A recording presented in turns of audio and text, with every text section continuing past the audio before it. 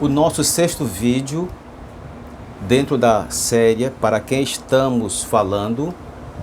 Então, com esse sexto, nós vamos encerrar essa primeira temporada, digamos assim, com 10 episódios. Primeira série Para Quem Estamos Falando. Nós vamos produzir 10 vídeos e aí nós já estamos preparando a nossa próxima temporada com já outro elenco, né, de episódios da melhor qualidade para você. Sempre com o objetivo, cada episódio desse tem o objetivo de levar para você, de proporcionar a você um espaço de reflexão. É como se fosse um espelho da sua própria trajetória, da sua própria vida, para você comparar, né? Comparar formas serenas, formas de muita sabedoria de pensar, formas profissionais de pensar, comparar com a sua vida e aí você analisar, fazer essa comparação, analisar tudo isso e depois tomar decisões a seu favor. Claro, sempre decisões a seu favor. Jamais decisões contra alguém ou contra, mas sempre decisões focadas no seu bem-estar. Pois bem, então, o tema que nós escolhemos para hoje é o sentimento humano, o meu sentimento, o seu, de todos nós. O sentimento é uma verdade incontestável. E provavelmente a maioria das oportunidades, das ocasiões de conflito entre as pessoas é porque a outra está sempre negando o nosso ponto de vista, baseada no ponto de vista que ela considera mais prioritário, mais importante, né? De modo que o nosso ponto de vista pessoal, de um modo geral, ele é subestimado pelo outro. Quer ver uma prova assim, uma demonstração muito clara? Você está muito angustiada, está muito ansiosa e chega para um amigo, olha, aconteceu uma coisa tão ruim na minha casa, né? O meu marido tá com Covid e estou preocupada que ele venha a falecer e tal. E a outra diz assim, o pior foi a minha sogra que acabou de morrer, né? Então o outro tem... Aí quando o outro diz, o pior a minha sogra que acabou de morrer, você percebe logo, né, na mensagem do outro que a sua situação, que o seu sentimento, que a sua emoção, que o seu estado de dor não é relevante para ele. Por isso que nós selecionamos esse tema, né, o sentimento é uma verdade incontestável, né? E para fundamentar, para dar base, né, para dar credibilidade ao que nós estamos transmitindo para vocês, nós vamos nos amparar, em parte, por um pensamento muito bem elaborado do teólogo Leonardo Boff, quando ele diz que todo ponto de vista é a vista de um ponto. Então, nós sempre falamos de acordo com o nosso ponto de vista. Porque o nosso ponto de vista é sempre a nossa verdade. E se é a nossa verdade, é como nós percebemos o mundo, é como nós interpretamos, é como nós nos conectamos com o outro, é o que sobra dessa relação com o outro, é aquilo que eu sinto. Essa é a minha verdade. E o outro não tem, né? O outro não tem o poder de negar essa verdade, o outro não tem autoridade para negar essa verdade. Por exemplo, se alguém chega para um amigo, ou especialmente para nós psicanalistas, e diz, olha, eu tenho muito ciúme da minha mulher, eu tenho ciúme do meu marido, eu tenho ciúme do meu filho, eu tenho medo que algo trágico venha acontecer, estou me privando em casa, não por conta da Covid, mas por conta de outros fatores, né, da insegurança da pessoa. Eu acho que se eu sair de casa vai acontecer um acidente comigo. É o sentimento da pessoa. Pessoas que dizem assim, eu tenho muita culpa, né, do que eu fiz um dia contra alguém, e eu, por conta dessa culpa, eu preciso sofrer, eu preciso me punir, eu preciso me autopunir para eu me redimir dessa minha culpa, né? Ou então alguém que cometeu determinado ato e diz, olha, eu tenho muita vergonha, né, do que eu fiz. Então tudo isso é a verdade individual, é a verdade do sujeito. Essas verdades produzem um sentimento, produzem uma emoção, e essa emoção ela é exclusiva, né, de alguém. Então, Ninguém, por mais autoridade que tenha neste mundo, né, nem pai, nem mãe, nem um religioso, ninguém, nem nós profissionais, principalmente nós é que temos principalmente a obrigação de acreditar, de respeitar e de acolher, né, o sentimento da outra pessoa, né?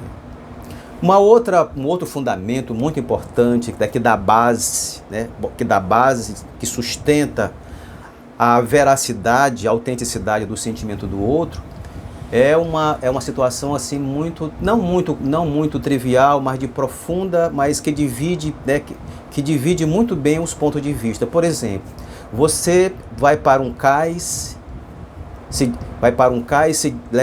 para se despedir de alguém que você ama muito, aquela pessoa vai embarcar para algum canto, né? E na medida que o barco começa a singrar pelos mares, quem fica fica triste, com saudade, muitas vezes chorando, e começa a dizer e até comentar com as pessoas, o barco está indo. E o barco está indo, está levando a paixão da minha vida, ou está levando o meu filho, está levando o meu marido, está levando um amigo que eu prezo muito. O barco está indo e está levando alguém que é muito caro para mim. Quem está do outro lado do mar, do rio, seja lá o que for, aguardando aquela embarcação, o que dirá? O barco está vindo. E é uma festa, porque provavelmente aquela pessoa que deixa saudade está causando muita alegria no outro lado. Há aqueles que estão esperando e naturalmente dirão, né, o barco está vindo, vamos para o cais aguardar o barco que está chegando. Então, a gente podemos nos perguntar, afinal de contas, o barco está indo ou o barco está vindo? Para um lado, o barco está indo. Para quem está chorando, para quem está se despedindo, para quem está se afastando, o barco está indo. Para quem está do outro lado, alegre, festejando, aguardando, o barco está vindo. Perceberam como ponto de vista, né? Como sentimento, ele é muito subjetivo, ele é muito pessoal, ele é muito ocasional. Então, negar o ponto de vista de alguém, gente, é injusto. Por que é injusto você negar o ponto de vista de alguém? Porque justiça é dar ao outro o que pertence ao outro. E aquele ponto de vista não é meu, nem dele, nem dela. Aquele ponto de vista é de alguém. E ele precisa ser respeitado, gente. Todas as vezes que eu desrespeito, né, que eu nego o ponto de vista de alguém, eu estou cometendo uma injustiça.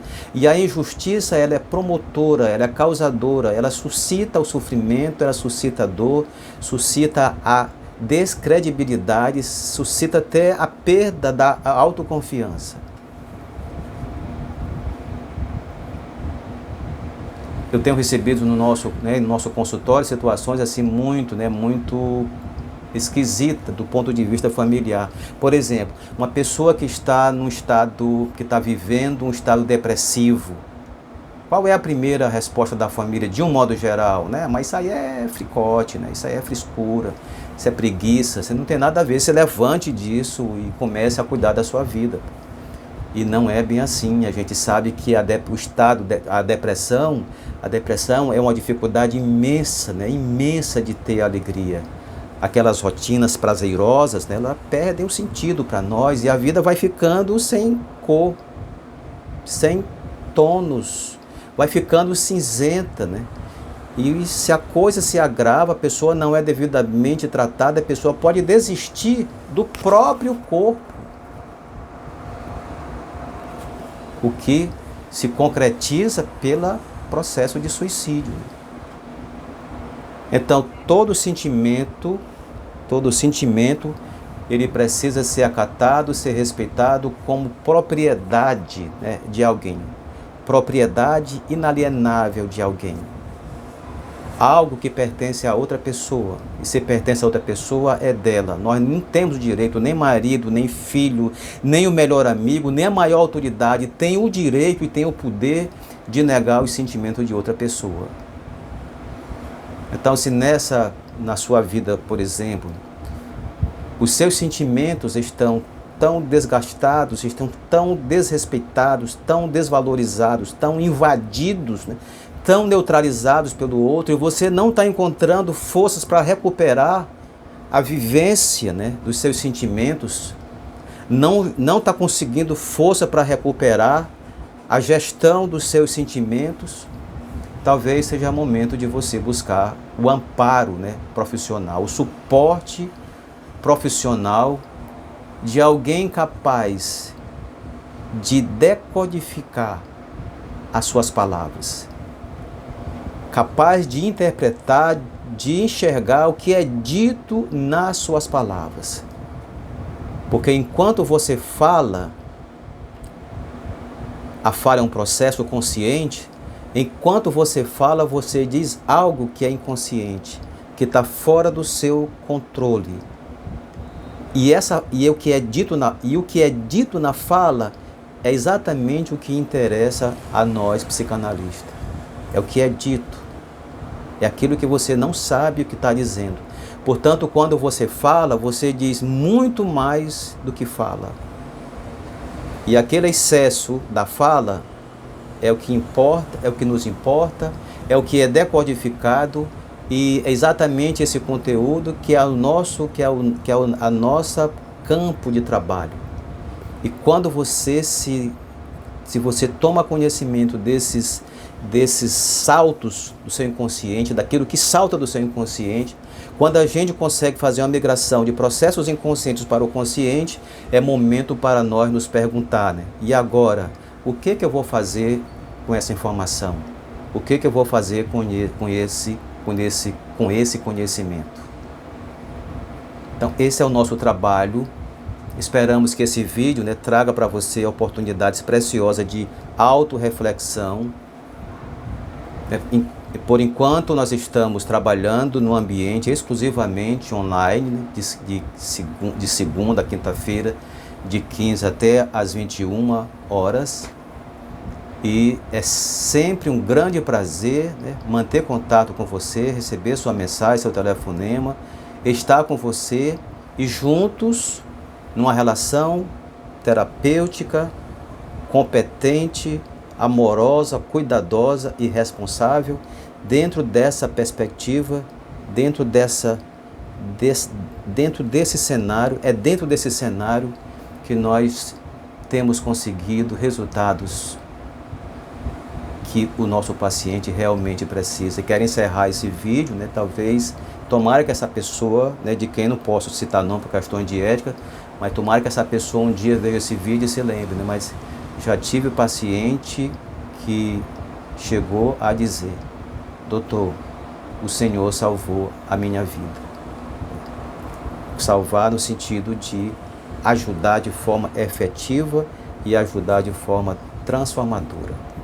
Um grande abraço para você e até ao nosso 7º vídeo.